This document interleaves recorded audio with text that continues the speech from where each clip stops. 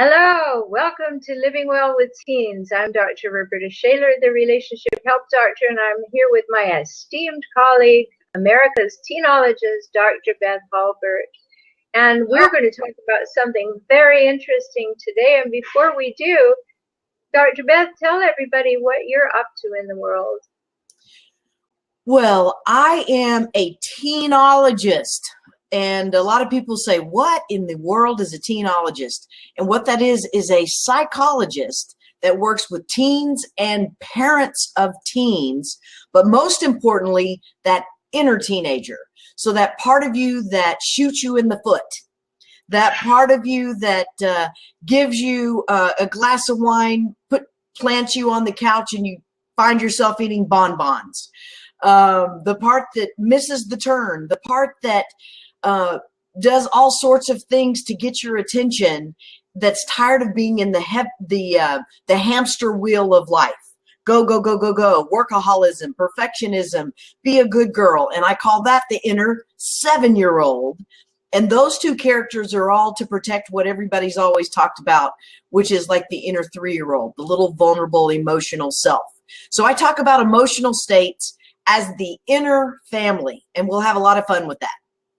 Yes, and we have had. So anything that you hear here that interests you, just think you can go to drbeth.com, or you can go to forrelationshiphelp.com or hijackals.com, and you can get more information about us. But also just go to Blab and look us up, and you'll see all our previous shows, or go to my YouTube channel at forrelationshiphelp.com, and you'll see them there too.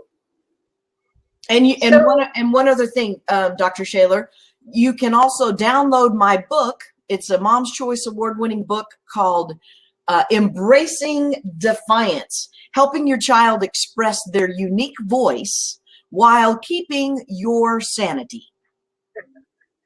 Yeah, that's a great one. And I think everybody who has ever been a teenager, had a teenager, or thought about a teenager is well to learn about embracing defiance. So what I'm up to in the world is the bottom URL, which is hijackals.com. I created that term.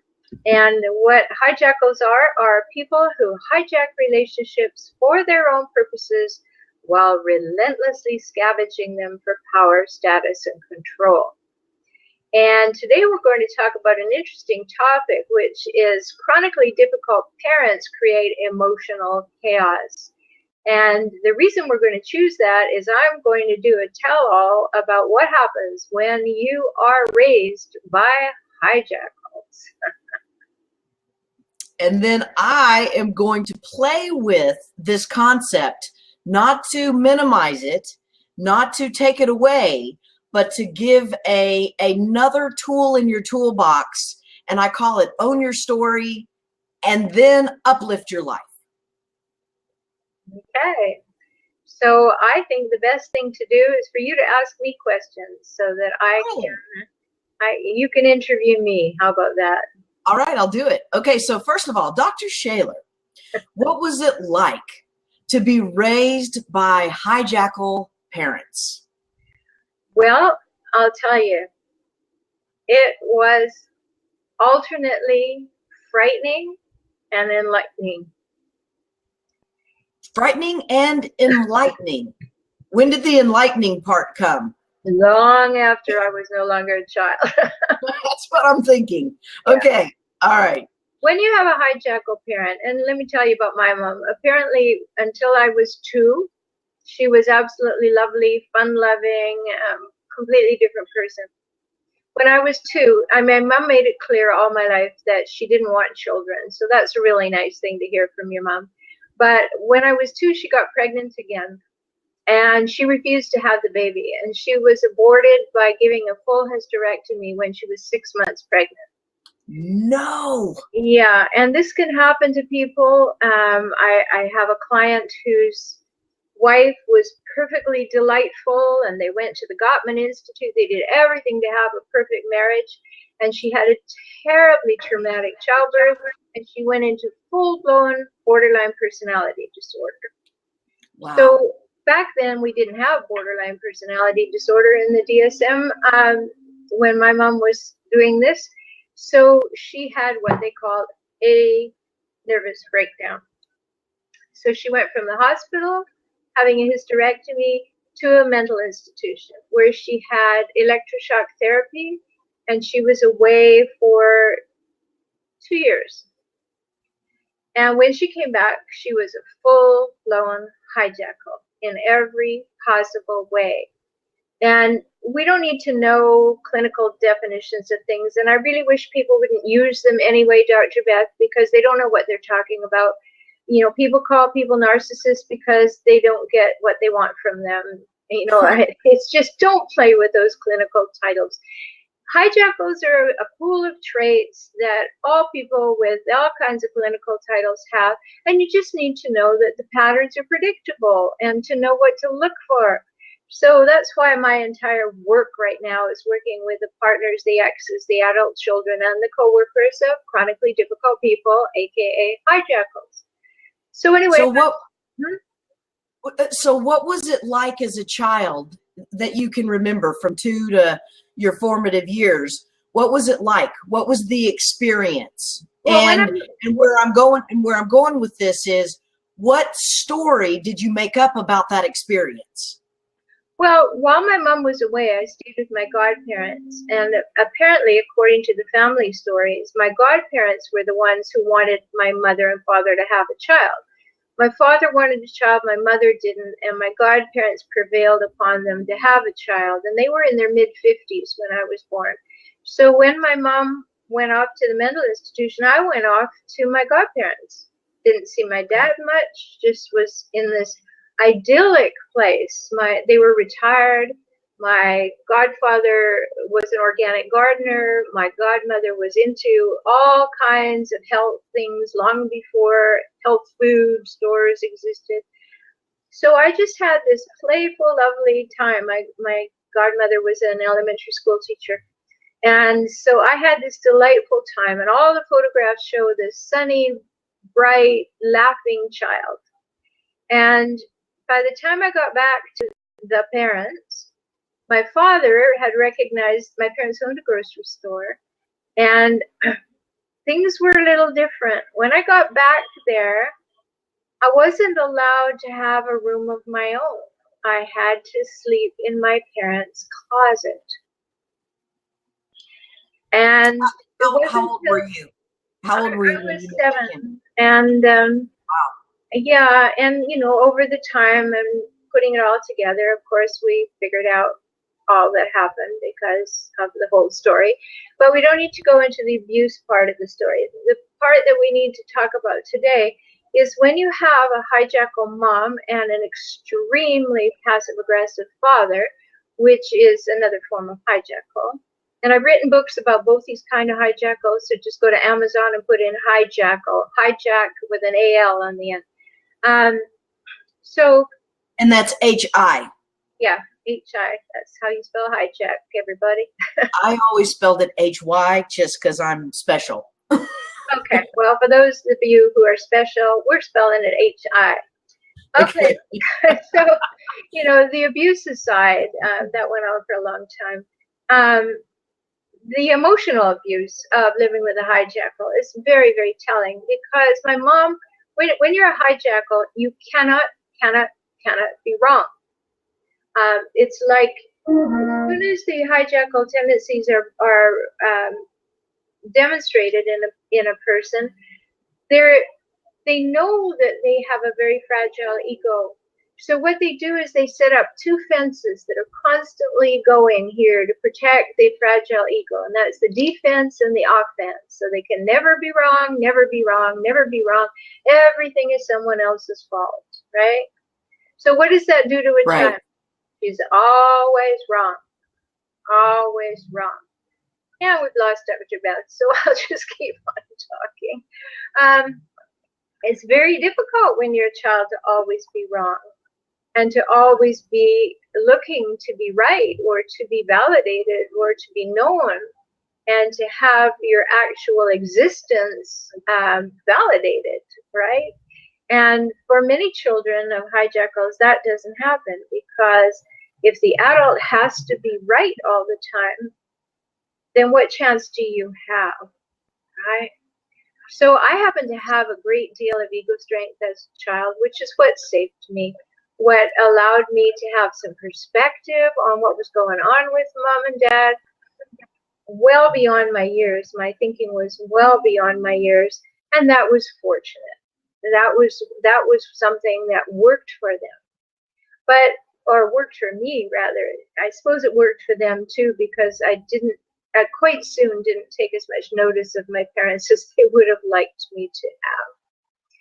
So it's a very difficult thing when you have a hijackal parent, especially a severe hijackal parent. And I put hijackals on a scale of 1 to 10. The low-level hijackals only really come out when their back is truly against the wall. And then there are people who operate at all the different levels all the way up until we're at a 10, where they're a hijackal all of the time. They are so fearful that they are always fighting for their life, and they're always got their defenses running, and they're never, ever, ever satisfied. They're hyper-vigilant for anything that could look like something that would stick to them and make them wrong. So it's a really big deal for children, because here you are, you're born, we're not like cows and horses. We don't get spit out of our mother, licked off, and then we leap up and run around in pasture. We know when we're born that we need those giants in order to move or to get food or drink. We are born knowing that we cannot be abandoned. We need them. So we are innately people pleasers from the moment we open our little eyes, because you got to keep them happy, you got to smile at them, you got to make them do things, you got to coo and carry on so that they'll feed you and they'll keep you dry and they'll keep you safe. So if you have a hijackal parent, they're only looking for the wins in how they are looking by having a child. So you make them look good, especially if you're cute. And especially if you're talented. And that's what happened for me. I happened to be talented and bright. So I became the object of choice. I was trotted out everywhere and for everything in order to show off how bright and talented my parents had created a child. That's a lot of pressure to put on a child. A lot of pressure. And it's not a good thing at all for a child. Not a good thing at all. Because the child grows up thinking that unless they are winning and they are the center of attention, and remember I was also an only child, so center of attention of 2, it's all about doing that. And so it creates imbalance in the way that you think about yourself as the child of hijackal parent. And this is a really important thing for us to understand, that whomever our parents were, because when we're young, when we're tiny and our brain is not developed, we have things called mirror neurons, and they are mirroring back all the time what we're seeing. Oh, you stand like that. Oh, that face means this. Oh, that's the language you use. I mean, just mirror, mirror, mirror. We don't have any capacity. We don't have anything to compare anything to. So that's what we're doing. And we don't have language. So hijackal parents are telling you that here's the way the world looks. Here's how you are, mirroring you back. And it's all skew-whiff. It's all sideways. It's not accurate. And it's all their story being implanted into your mind. Yes, and therefore you are adopting and adapting it into the story you inherit. Correct. And then you move on. So it's a very, very difficult situation for children. Well, I can only imagine. I mean, I can only imagine, there's so many multiple layers and layers, from the 2 to the 2 to 7 connection to the 7 and the shock of coming back in, and then the 7 on, and all of the mirroring of the crazy making.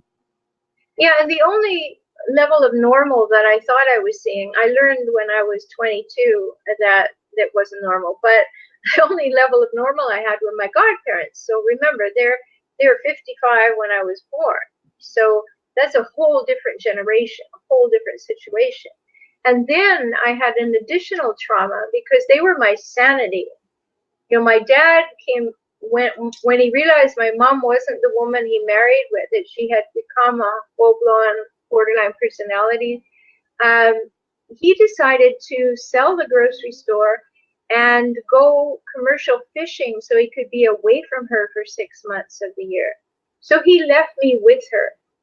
And I remember pleading with him not to go. Don't leave me with her. Don't leave me with her.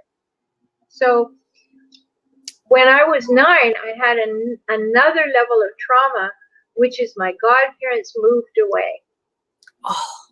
So there I was, 6 months of the year with her, having to deal. So I didn't have a childhood beyond 9 years old. Wow. Somewhere between 7 and 9, my childhood became adulthood. I became the adult to my parents. I decided whether they were doing things right, they were making sense, whatever. And I was quite outspoken about it. I Did bet. not endear me to them at all, surprisingly enough.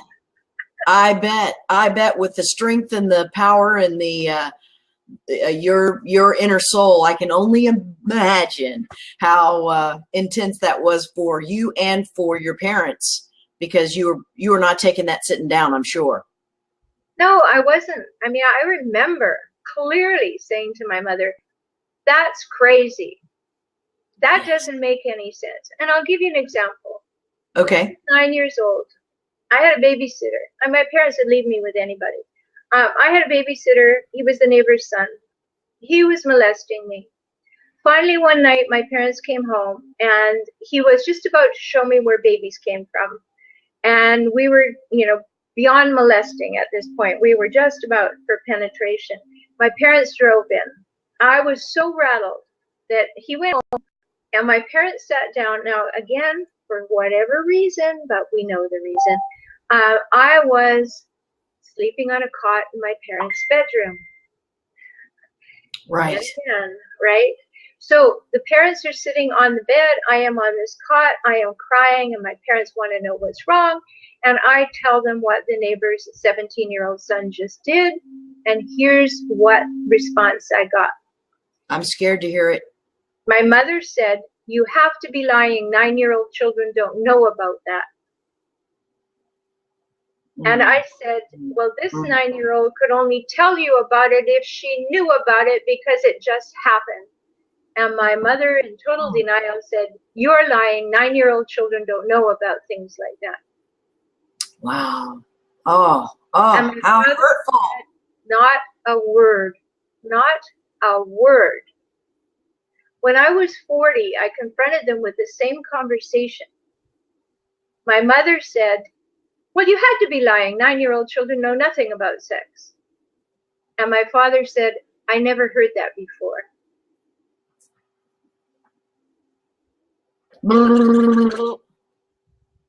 Crazy making. Yeah. So obviously, Dr. Shaler, you took that horrendous, traumatic experience that no child should have ever had to have gone through, and you became you. Yes. How did you do it? Well, first of all, as I said when you were missing in action, Sorry about that. My computer. have an advantage that all children don't. I happen to be bright and talented.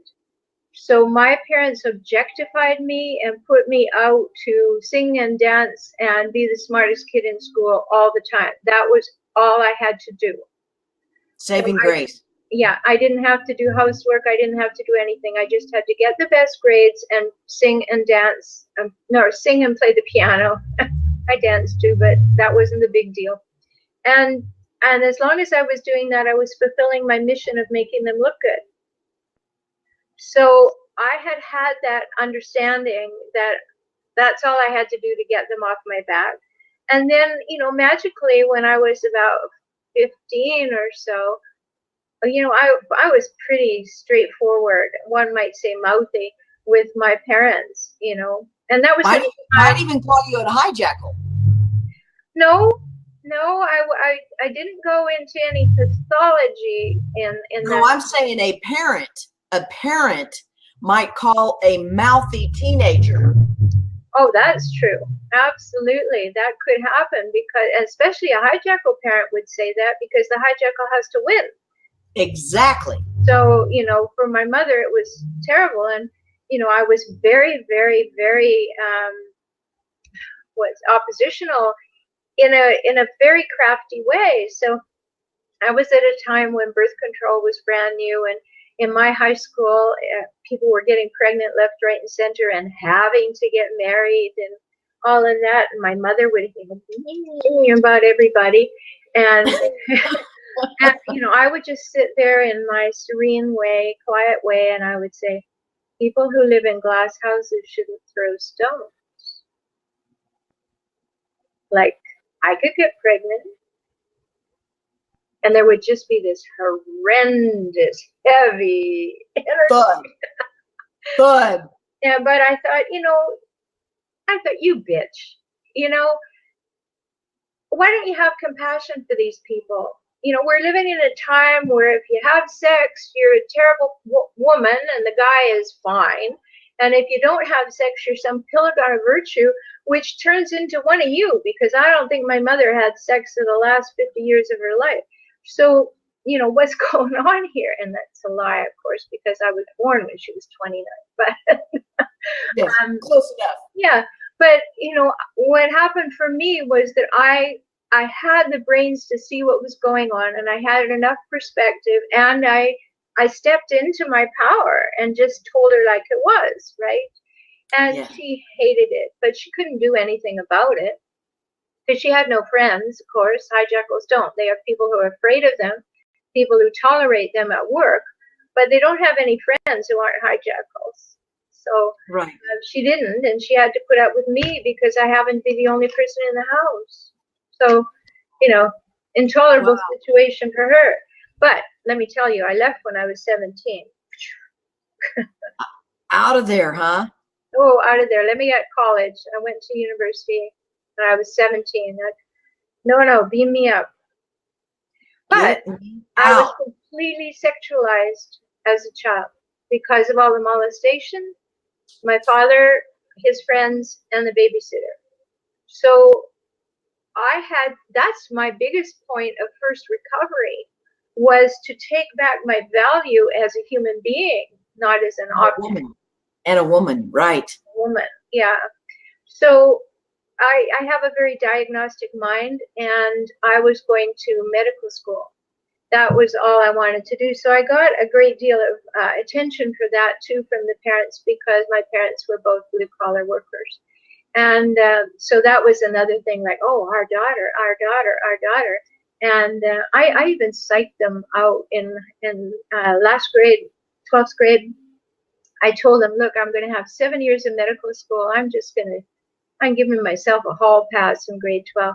So I just got like C pluses, B's, and an occasional A, and I had fun that they didn't know about. And they bought it. I mean, anybody knows that you've got to really beat the pavement in 12th grade in order to get into college. But back then you didn't. So I just sold them a bill of goods, and they bought it because they'd buy anything, so they didn't have to think. So Dr. Shaler, did you at what age, or have you experienced, I am not my mom? Was that at 2? Was that at 7? Was that at 9? Oh, that was definitely between 7 and 9. Mm-hmm. Who is a crazy person? She doesn't make any sense at all, and everybody's afraid of her, and they don't like her. I mean, It was awful, Beth. I mean, they had a grocery store, and we lived above the grocery store. I was not allowed in the grocery store, so I had to stay up there. Now remember, I was being used as a child. The dark was a big fear of mine, and being alone was a big fear of mine because people came to me in the dark and alone. So the entire time that I was upstairs, I made myself as small as possible, and I went between the sawdust hopper on the sawdust run oil stove in the kitchen and the wall. Hours and hours and hours. I was just flattened against the wall, staying there, petrified. Petrified. So I had a lot of uncommon experiences that unfortunately, as I work with my clients, I find that I hear a lot of that they have normalized in their stories. Right. And certainly I understand that because I made up stories. You know, you're going to talk about owning your story. Well, I made up stories. I made up a story that the reason that I was afraid of the dark was because my girlfriend jumped out of a closet once when we were 8 and she scared me. No, I mean, the reason I was afraid of the dark is bad things happened to my body in the dark because people came in and did things, right? Right. But I normalized the story that because I remembered the day she jumped out of a closet and scared me. So that was the reason. And we have to recognize that we make up the stories in order to normalize our experience. Absolutely. Absolutely. And so what we may want to do is have part 2 of this and let today be the setup. And then next week, we could play more with the Own Your Story. I was in an event with 400 people in the room, and we wrote the story that you just told. We wrote that down. We wrote our own stories down. And then we had to tell the story over and over and over and over and over and over and over again till over past midnight. And 99% of the people in the room were laughing hysterically about their story. They got desensitized to your story. Yes, and that they became aware that what they were telling was a story of their life. A story. It was all a story of their life. And at the end of the night, there were 2 of us that were not laughing. I was one, and another woman. And I had told my story over and over again, and I was so attached to my story. It felt so real. There was nothing funny about it. And I either had to fake laugh, ha ha ha ha ha, it's a story, or I had to go home with my tail between my legs, failing at getting the punchline of my story. So what do you think I did? I think you laughed. I went home with the tail between my legs. Wow. I was past the point of being inauthentic. So I stood in my failure and took my story home with me. Now, the reason that I chose that, I'll just add this because someone else may listen and hear the same thing. The reason I chose that was because for you to say, I'm going to go home with this pain, authentic as it was an enormously brave choice. Yes. Right? Yes. So in order, I would have thought that you might have laughed and then gone home and worked on it. Yes. So that you said, I got the juice out of this I needed to, but I didn't need to expose my quote unquote failure to the entire room. Yes. And in a younger state, I would have. But at that point in my life where I was, I couldn't lie. I couldn't fake laugh. Just couldn't. So I walked home with my story. And that night, I spent an entire night rewriting, getting myself out of that story. And I have a 30-page book that I do on Wednesdays where I take people through the story. My story was, I'll tell you what's wrong with me. I'm fat. I'll tell you what's wrong with me. I'm gay. I'll tell you what's wrong with me. I'm, I had millions of stories, but the one that was so shameful was the gay. And I had a story when I was 14 and I came out to my parents that they ripped the phone off the wall, took me to a psychologist. They went to a psychologist, and we'd had a perfect family, perfect up until that point. And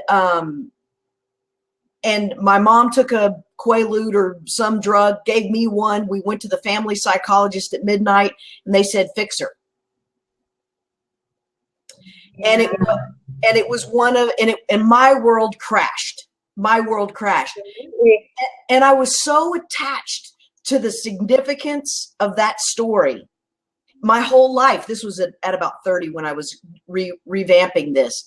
The significance of that had so much charge to it. I could not let it go. My whole life was built on that story. My psychological training was built on that story. Everything that I had worked towards was built on that story.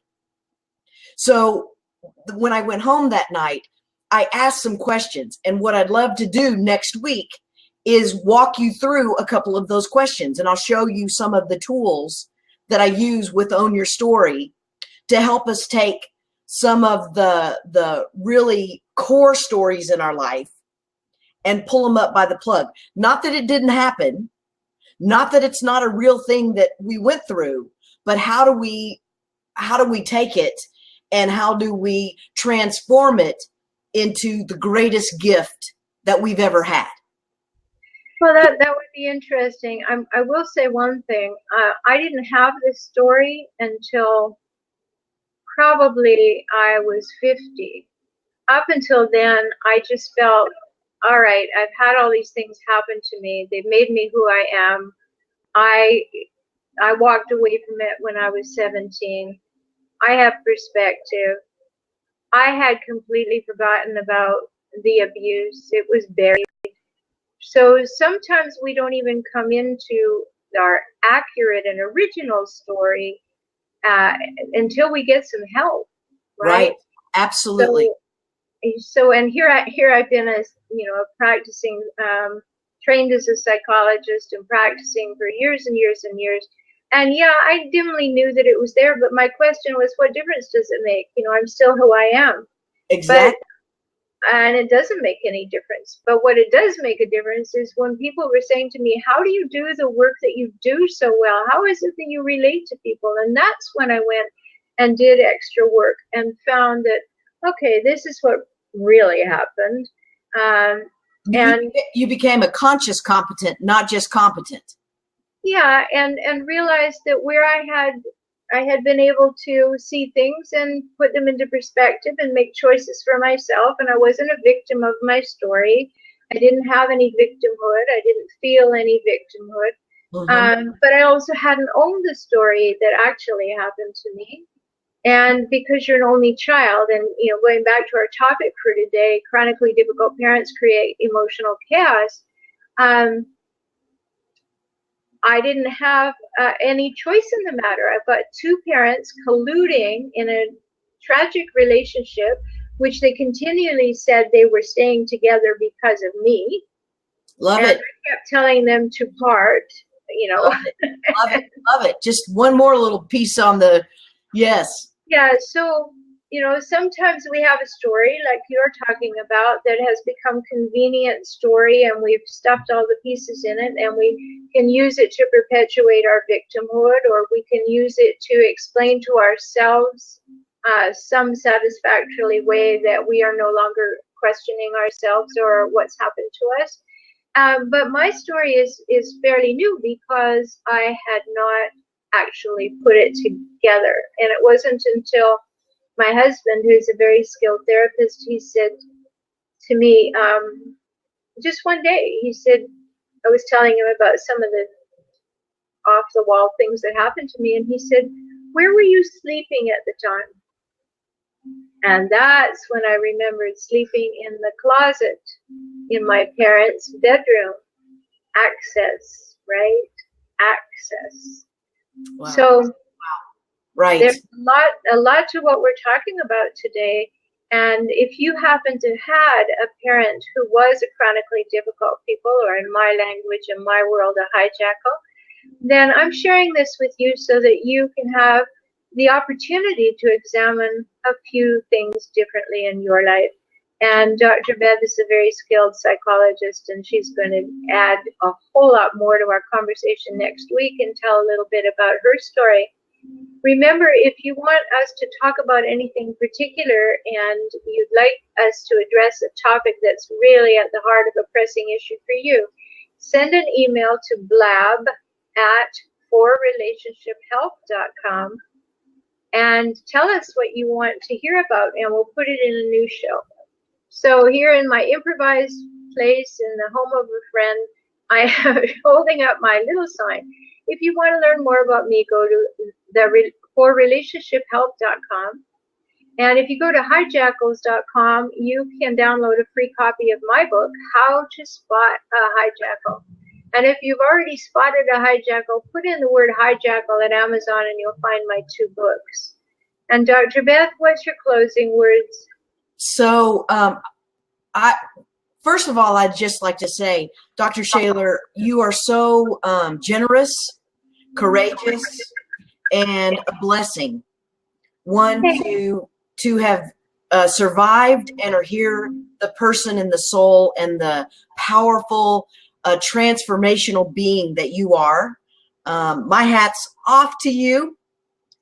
And I feel honored and blessed to get to have this experience of sharing. And I thank you so much for sharing your story with the audience so that other people don't have to feel alone and can you too can get through what you've gone through and be such an amazing soul. Next week, we'll talk more about more tools that you've used.